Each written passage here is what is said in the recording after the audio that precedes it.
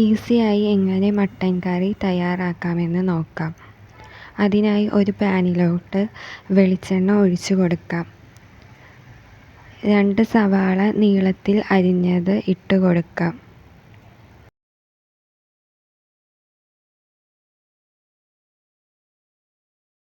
നന്നായി മിക്സ് ചെയ്ത് കൊടുക്കാം. സവാള നല്ല ബ്രൗൺ കളറായി വഴണ്ട് വരുമ്പോൾ ഇഞ്ചി, വെളുത്തുള്ളി, പച്ചമുളക് എന്നിവ അരച്ചത് ഇട്ട് കൊടുക്കാം. നന്നായി മിക്സ് ചെയ്ത് കൊടുക്കാം.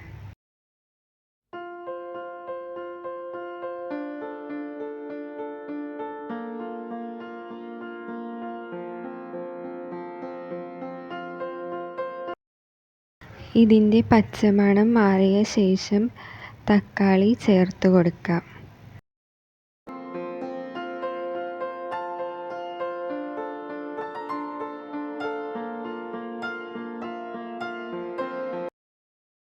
നന്നായി വഴറ്റി യോജിപ്പിച്ച് കൊടുക്കാം.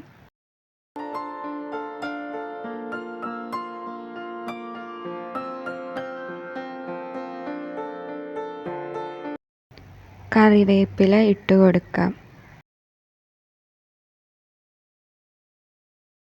നന്നായി മിക്സ് ചെയ്ത് കൊടുക്കാം. ഇവയെല്ലാം നന്നായി വഴണ്ട് വന്നതിന് ശേഷം 1 ടീസ്പൂൺ മുളക് പൊടി, 1/2 ടീസ്പൂൺ മഞ്ഞൾപ്പൊടി, ഗരം മസാല, 2 ടീസ്പൂൺ മല്ലിപ്പൊടി എന്നിവ ചേർത്ത് നന്നായി വഴറ്റാം.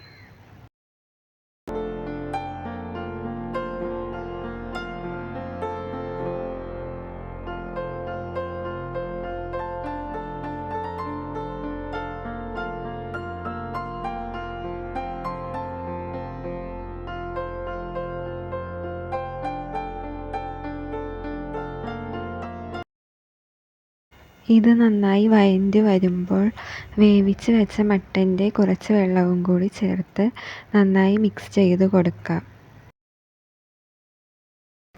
ഇത് നന്നായി വഴണ്ട് വരുമ്പോൾ വെളുത്തുള്ളി, ഇഞ്ചി ചതച്ചത്, 1 ടീസ്പൂൺ മുളക് പൊടി, ഉപ്പ്, മഞ്ഞൾപ്പൊടി എന്നിവ ചേർത്ത് വേവിച്ച് വെച്ച മട്ടൻ ഇതിലോട്ട് ചേർത്ത് കൊടുക്കാം.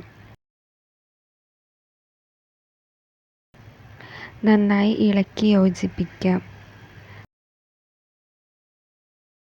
മട്ടൻ കറി ഒന്ന് തിളച്ച് വന്നതിന് ശേഷം ഓഫാക്കാം. ടേസ്റ്റി ആയിട്ടുള്ള mutton curry ready. Like, share and subscribe.